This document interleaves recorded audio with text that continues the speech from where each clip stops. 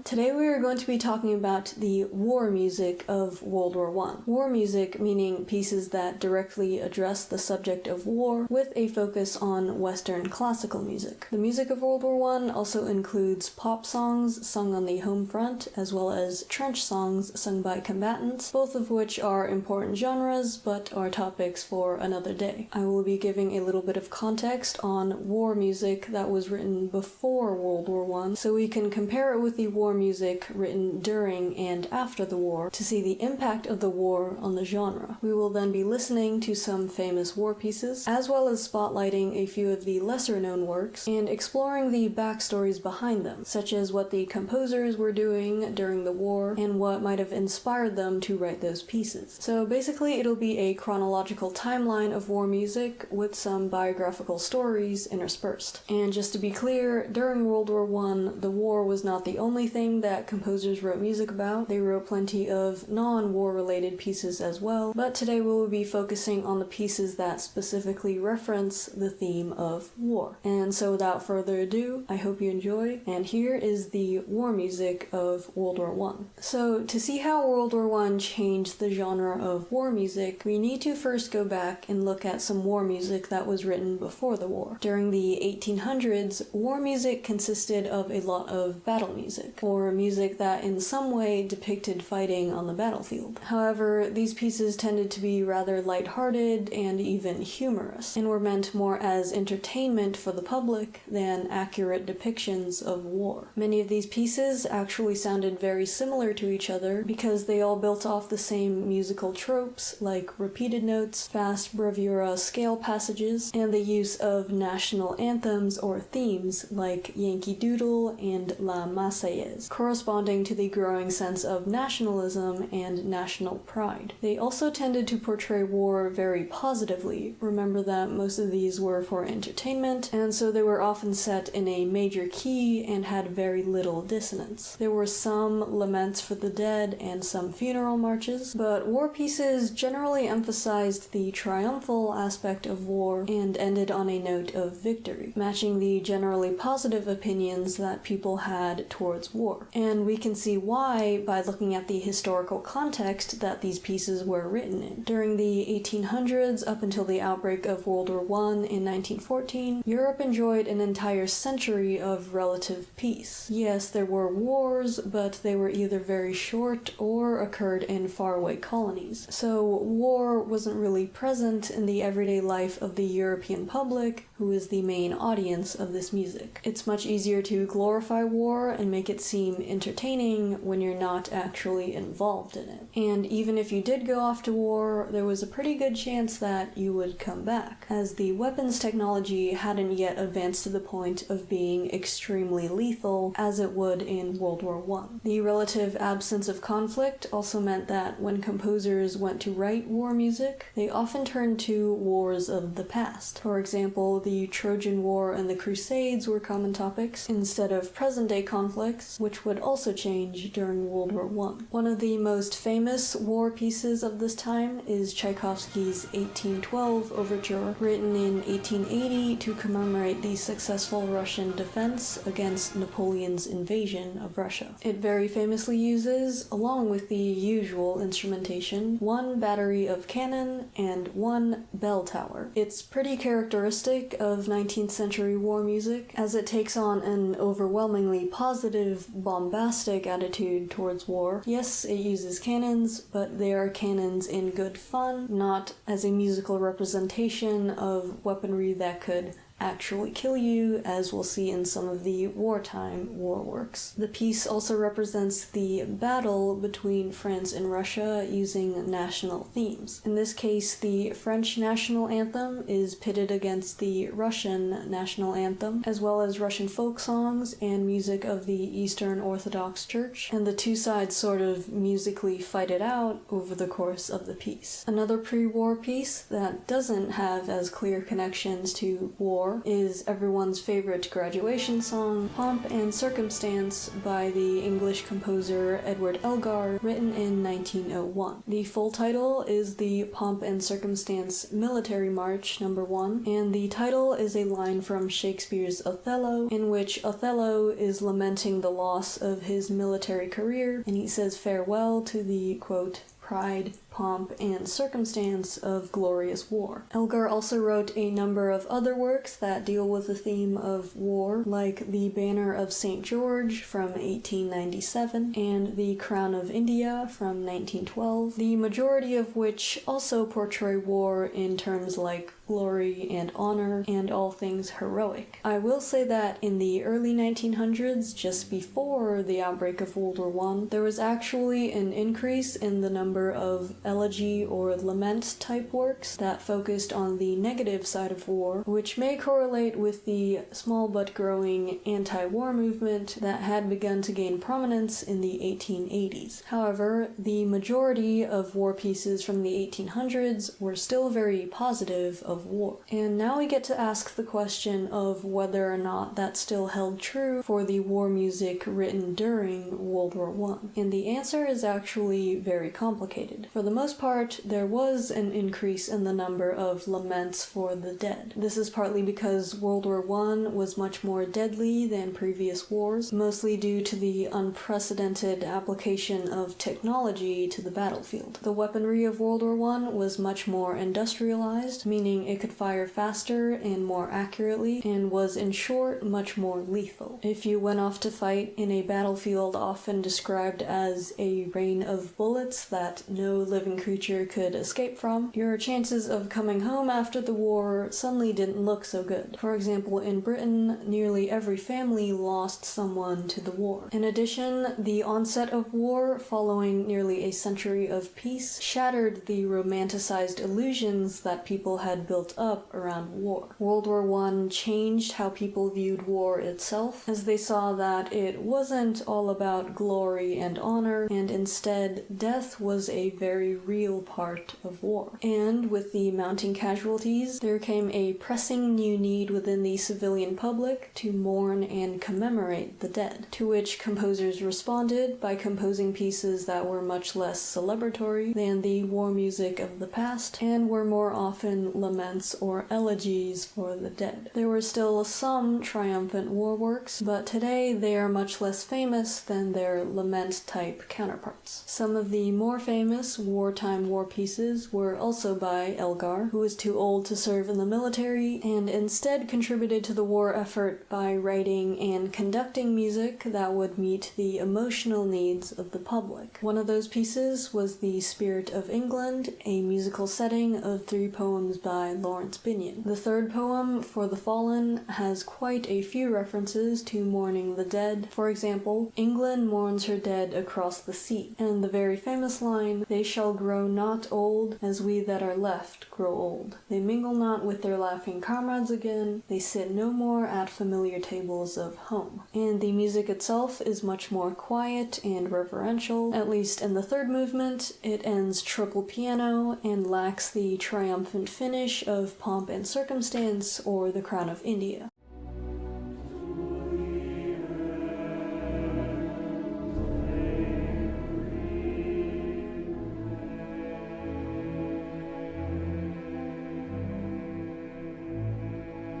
What is interesting is that there is still some of that pre-war sense of glory. For example, you have the lines, Fallen in the cause of the free, they fell open-eyed and unafraid. Death august and royal, a glory that shines upon our tears. What makes it different from his pre-war works is that this time it's glory in reference to death in battle, whereas before it was the glory of battle itself with little to no mention of death. In addition, although the portrayal of a glorious battlefield death isn't very accurate to the experiences of the soldiers, it does serve a legitimate purpose. Looking at patterns of mourning during the war, many people turned to older motifs like glory and honor and applied them to the current situation instead of seeking out brand new ways to mourn. That's because those older ideas held a sense of familiarity and comfort that people could turn to in times of uncertainty. So, Elgar's attitude towards war in the spirit of England is actually quite complex. It represents the trend towards mourning and sadness in war pieces, but still portrays dying in battle as glorious and heroic, except those ideas weren't simply outdated, they actually served a purpose of comforting people when they were grieving. Another shift in the war music of World War I was that much of it was actually about the conflict at hand, World War I. If you'll remember, during the century of peace in the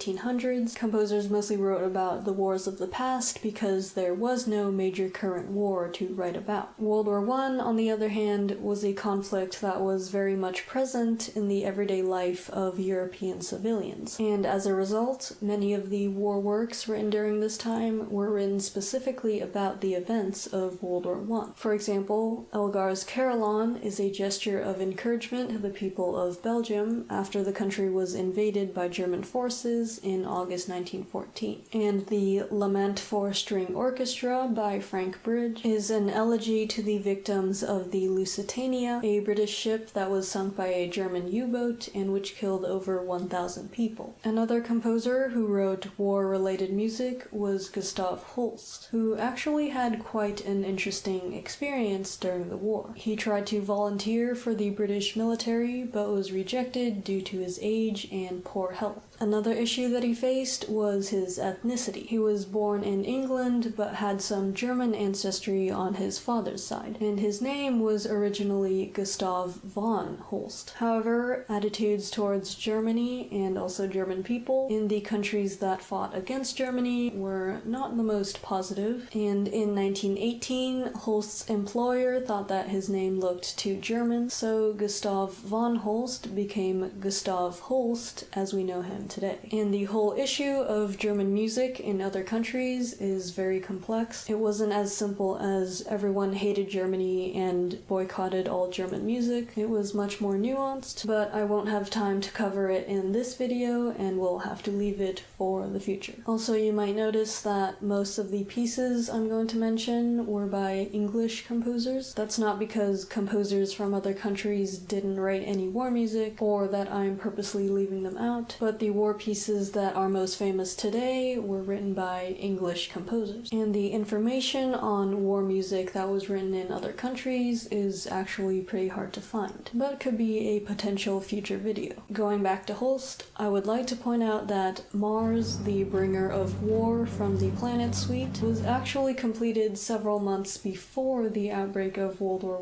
I. I would also like to point out that Holst wrote other pieces besides the planets. One of them is the Ode to Death from 1919. I wouldn't call this as much of an outpouring of grief as much as haunting and otherworldly, like this Celesta passage near the end.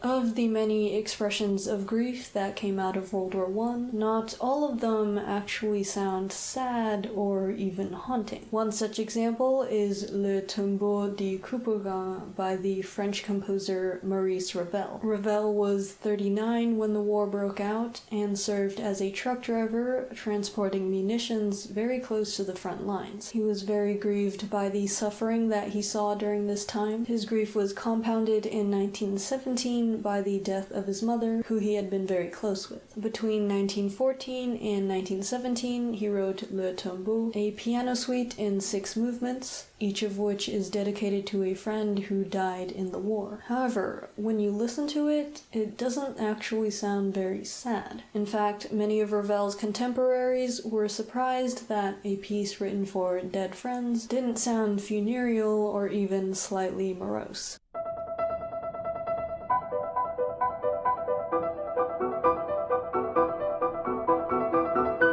One of the interpretations is that the piece is an expression of grief, but it's disguised to fit within the social expectations of mourning during that time. During World War I in France, open expressions of grief were considered shameful, and mourning was something that you were expected to keep hidden and do in private. Ravel couldn't have written a piece that was heart on sleeve sad. He had to express his grief in much more subtle ways. The interpretation goes that Le Tombeau is a form of grief therapy both for Ravel and for Marguerite Long, a pianist who the piece was likely written for and whose husband had died in the war. It was therapy for Ravel because the very act of composing reminded him of his mother, and he could imagine that her comforting presence was still there beside him. It was therapy for Marguerite Long because practicing this extremely technical piece was a form of distraction and familiar comfort. The frequent repeated notes and fast tempo might be a nightmare to perform, but can actually be very soothing and meditative to practice. And so, as with many memorial works, this piece is written both for the dead, with each movement commemorating a lost friend, and for the living, as a way of allowing them to work through their grief. Another one of Ravel's war-related pieces is the Piano Concerto for the Left Hand from 1930. And here is where we get to the topic of World War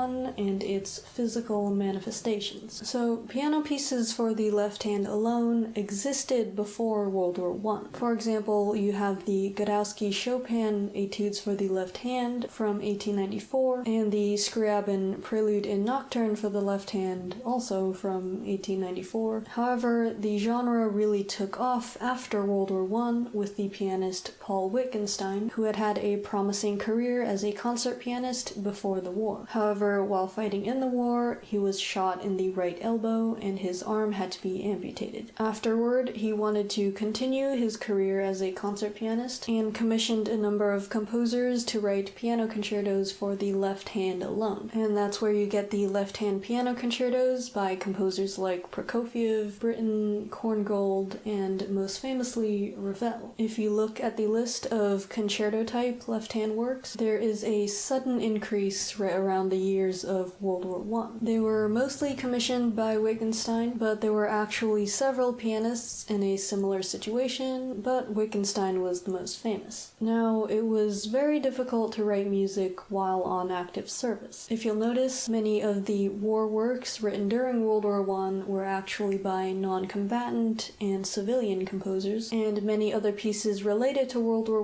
I were written after the war had ended. However, some composers did manage to write music while serving on the front lines. One of them was Cecil Coles, a Scottish composer who was 25 when the war broke out. He would write his music and then send the mud-spattered manuscripts back to his friend Holst. One of those pieces is the suite Behind the Lines.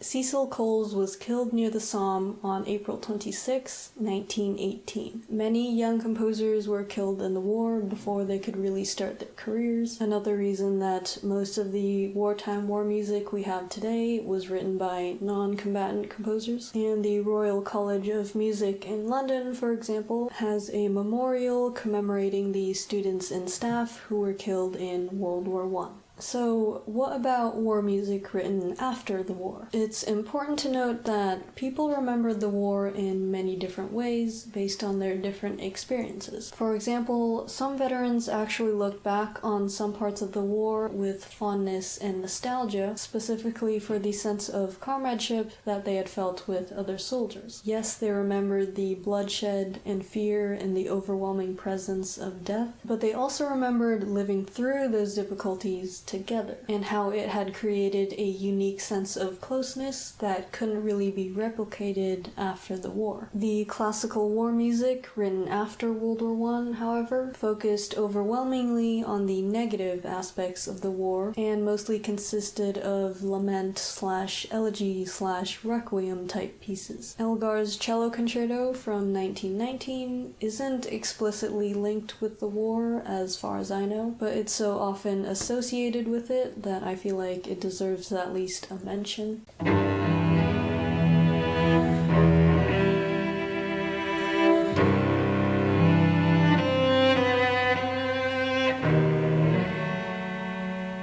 And if you do consider this piece to be a response to the war, it makes an especially interesting comparison to the bold confidence of Pomp and Circumstance, and even the comforting Spirit of England. Another interesting post-war war work is the Pastoral Symphony by the English composer Ralph Vaughan Williams, written in 1922. Vaughan Williams was 41 when the war broke out. He volunteered for military service and drove an ambulance wagon, rescuing wounded and dying soldiers, which was a very dangerous task considering the heavy bombardment. The Pastoral Symphony, according to Vaughan Williams, was inspired by this French landscape where he drove ambulances, and was not about the peaceful English countryside as might be assumed. One very interesting note is that the trumpet cadenza in the second movement was inspired by an incident in the war. Vaughan Williams had heard a bugler practicing, and they had accidentally played a seventh instead of an octave.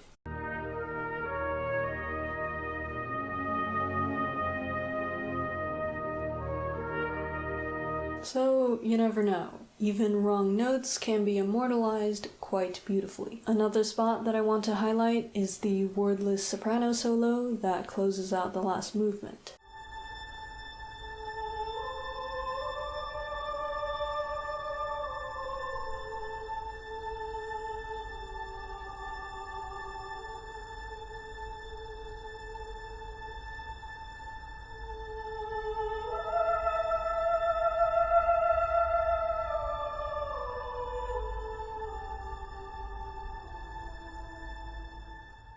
Arthur Bliss was an English composer who was 23 at the start of the war. Both he and his younger brother Francis Kennard Bliss enlisted in the British military, with Arthur saying that he was eager to fight and, like many others, was motivated by a feeling of outrage at the cause of the war, a vedette ode, and also the spirit of adventure and heady excitement. In 1916, both brothers fought in the Battle of the Somme. Arthur was injured and Kennard was killed. Arthur was profoundly impacted by his brother's death. He was plagued by a sense of survivor's guilt and believed that Kennard was the more talented one who should have been spared. He wrote several works to commemorate him, the most famous of which is Mourning Heroes, a symphony for orator or speaker, chorus, and orchestra. The piece was finished in 1930 and is dedicated to Kennard as well as to all other comrades killed in battle. The work was also Bliss's attempt to get rid of a recurring nightmare that he had been having about the war, in which the armistice had been signed, but he and a few other soldiers from both sides had been forgotten in the trenches and had been left to fight on till extinction. The piece is a setting of a very diverse collection of texts, including Homer's Iliad, which is about the Trojan War, some of Walt Whitman's poems from the American Civil War, a poem by the 8th century Chinese poet Li Bai, and 2 poems from World War I, Spring Offensive by Wilfred Owen and Dawn on the Somme by Robert Nichols. The use of poems spanning from ancient Greece all the way up to the modern conflict was a way to acknowledge the more universal aspects of war, and then to situate World War I within that context and to highlight the things that were more specific to it. One spot that I would like to point out is the second second movement, which is a setting of Walt Whitman's poem, The City Arming, which depicts the people of a city preparing themselves for war. This one is interesting because it represents the genuine excitement that many people felt at the start of World War I, and the sense of duty that compelled many of them, including Bliss, to join the military. Many of the post-war war memorials tend to focus on the futility of the loss of life, which very much was one of the responses to the war, but they often leave out the other sides of the story, in particular the more positive memories of the war. If you'll remember, many veterans were actually nostalgic for the sense of comradeship that they had felt with other soldiers. In addition, sometimes the positives and negatives were more difficult to separate. In 1934, Bliss himself said that one cannot for long face the immediacy of death without becoming filled with excitement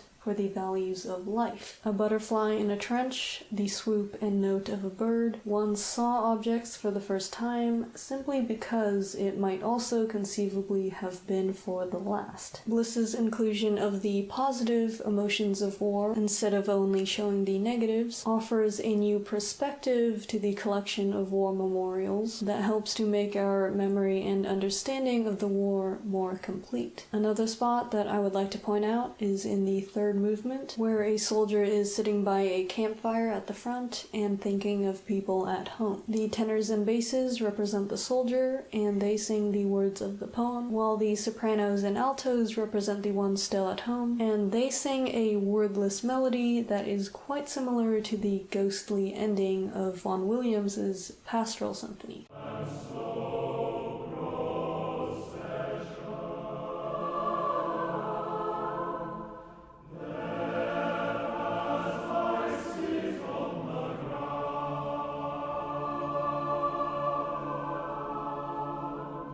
It's as if the memory of the soldiers' loved ones is drifting across the fields, but it's only a memory and not entirely real. And finally, in the fifth movement, the setting of Wilfred Owen's Spring Offensive is written for speaker and timpani alone, which creates the impression of distant gunfire. And raced together over an open stretch of herb and heather, exposed.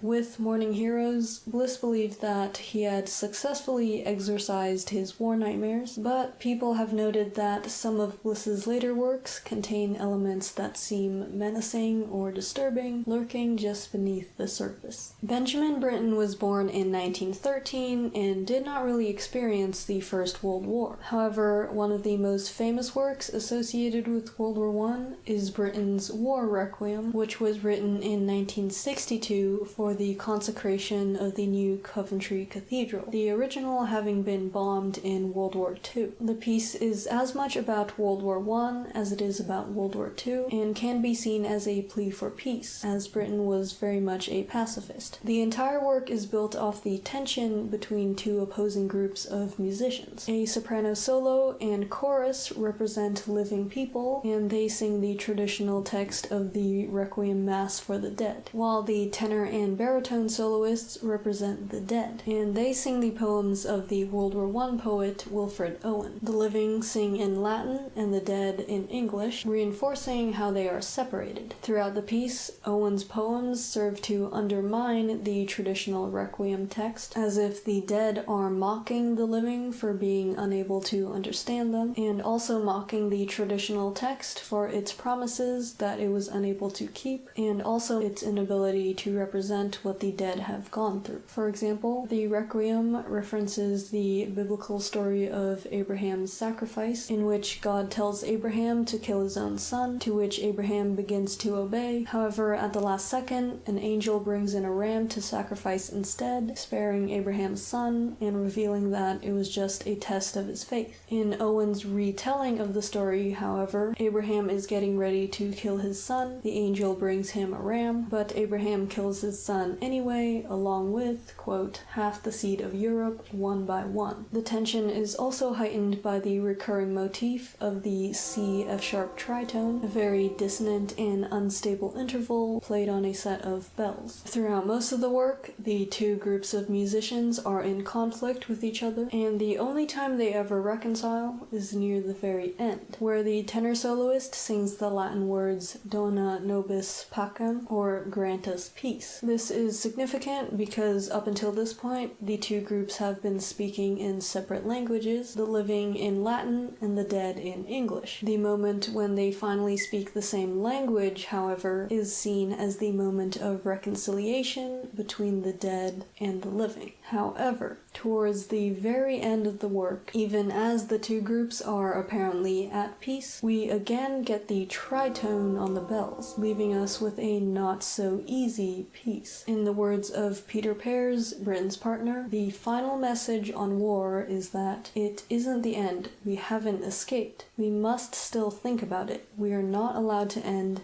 in a peaceful dream. The war requiem doesn't end with the image of a perfect utopia where war is a thing of the past, but instead leaves us with a warning to an uncertain future. And if that isn't distressing enough as it is, I would like to remind you that World War I was not the only traumatic event happening at the time. I will briefly mention two of them. First is the 1917 Russian Revolution, in which many composers and musicians were displaced in the political turmoil. Rachmaninoff, for example, left Russia and began a new career in the US as a full-time concert pianist, the demands of which left him very little time to compose, and was one of the main reasons that he basically stopped composing after 1917. Second is the Armenian genocide of 1915, in which 1 million Armenian people were systematically rounded up and sent on death marches to the Syrian desert. The folk song Garuna, which translates to the spring, was originally written about the Armenian massacre of 1894, but is also used to commemorate the genocide of 1915.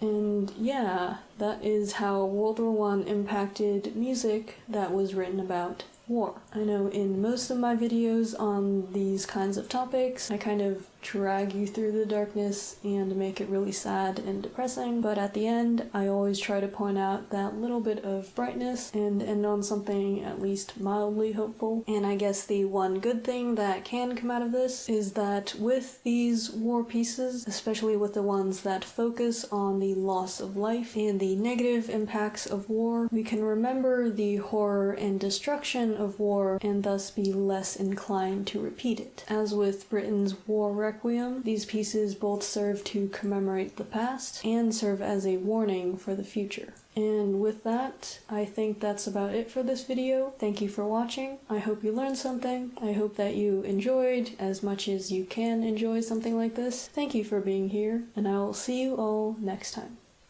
Bye.